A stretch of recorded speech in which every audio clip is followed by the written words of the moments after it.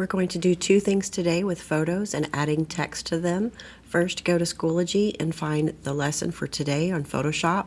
Find the photo called Add Text, click on it, then right-click, Save Image As, make sure it goes to your downloads, then click Save. Then in Photoshop, you need to open the picture, File, Open, go to Downloads, and you should see it there. This is our test one. This is the one where we're literally going to put text goes here on it. You're going to use your horizontal type tool, which is the capital T on the toolbar. Click and drag a box about as big as this sculpture. When you let go, you might see some text. If you don't, it's probably because it's really small. You would need to click up here and choose something bigger so that you can read it. This is Latin. This is just placeholder dummy text so that we can see what we're working with. Normally we would work with our text up here at the top, but I want to show you some more advanced options. Go to Window, Character. Then a little window will pop up over here on the side. First, let's choose a size that it's easier for us to work with. We're going to type in text goes here, hit enter or return, and type text goes here again. Then I want you to highlight it and then choose a size that works for you. I'm going to work with about 150. It just kind of depends on your font. You want to be able to see all of the text. Up here is your font. Again, it can be anything you want as long as it's legible. This is the color of your text. Click on the box, then choose any color on the rainbow that you want. Then you can choose how saturated that color is. Click OK when you're happy with it. Down here, I want you to see that there are bold, italic, strike through, underline, and many other options. Over here, these two A's refer to how wide the lines are between each other. The smaller the number, the two lines of text are going to get closer and closer. Let's spread them back out to where we had them. The VA is how close the letters are to each other, like the space between each letter. Right now it's at 0. If you do any negative number, the text gets closer. Any positive number, the text gets further away. This is a personal choice. I'm going to leave mine at 0 at this point. Once you have the text color, now we're going to close this window. You can choose these two little arrows right here. And now we're going to work with what's some advanced options in with text treatment. Highlight your text, go to Layer, Layer Style, Stroke. This is the border of the text. If you can't see it, you can grab the top of this box and move it over. Make sure the word stroke has a check mark next to it here. Choose the color box, then choose any color that complements your text color. Click OK.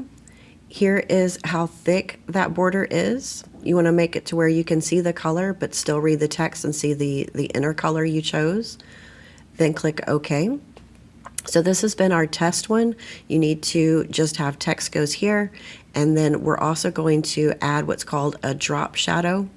Go to Layer, Layer Style, Drop Shadow.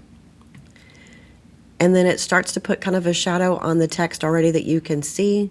You can change how far away it is from the text. You can also change how sharp or fuzzy it is. This is a personal choice. Then click OK. Once you're done and you have all three things, text goes here with color text, a border or a stroke around it, and a drop shadow. We're done with our practice one for today. Go to File, Save a Copy. Add the word done to this one after the word copy, save, then OK. Then I want you to go open any of your recent photos. This can be from our Plants and Flowers Day, architecture, anything that we took photos of outside. It can be color, black and white, and this time we're going to add a real quote to it.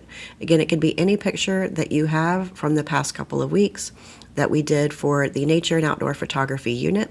I'm going to use this one as an example. It can be vertical, it can be horizontal, it doesn't matter. First, I want to go find a real quote to go on top of this. Let's go to Chrome, and I want you to type in quote about. It depends on your subject. You can do quote about architecture. It can be quote about nature, quote about trees, quote about flowers, quote about love if you have like roses or something. It really doesn't matter what you put here. It just really depends on your subject matter. Hit enter and let it search. It's going to pull up a couple of quotes right here on the left. Click on show more and there should be a whole bunch to choose from. And what I want you to do is choose one that makes most sense to you, highlight it, right-click, copy, or Control-C on the keyboard. Then in Photoshop, I want you to use that same text tool. Click and drag a box where you want the text to go. This should be in your negative space or in a place that's easy for it to read. Then go to Edit Paste, or I'm going to use my shortcut, Control-V. Now, it's way too big for me to read right now. I would need to highlight that. I need to go to Control-A. Doing Control-A lets you highlight everything, even what you can't see. And then either from here or with your character styles, you need to start working with making sure that you can read all of the text. Remember, if you go to Character, Window, Character, we can start changing things. Like mine was way too far apart. You can do the text color. You can do the fonts and sizes. Just make sure it is completely legible, and you do want to include the name of the person. I'm going to put this dash on the next line. Make sure it has quotes around it. The period is inside the quotes. There's a dash on the person's name, first name and last name if they have one. Make sure that you can read the text really well. And then okay, let's go back and add a stroke and a drop text. That's under Layer, Layer Style, Stroke. I'm going to add a complementary color so that it's easy to read.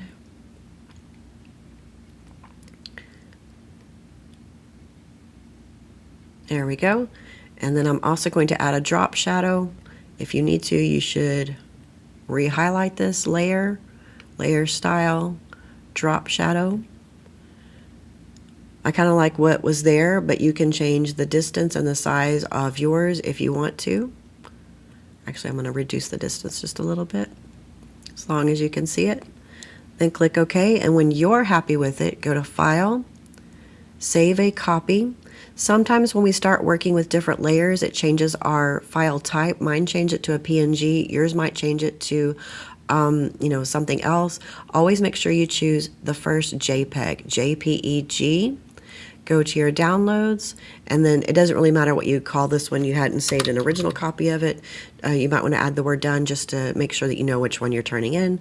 Click save and then OK. And then back in Schoology, this is where we're going to turn in our two pictures today. The first one where you just said, text goes here, it goes on the top one for Photoshop 1. Photoshop 2 is your own real photo with a real quote on top of it.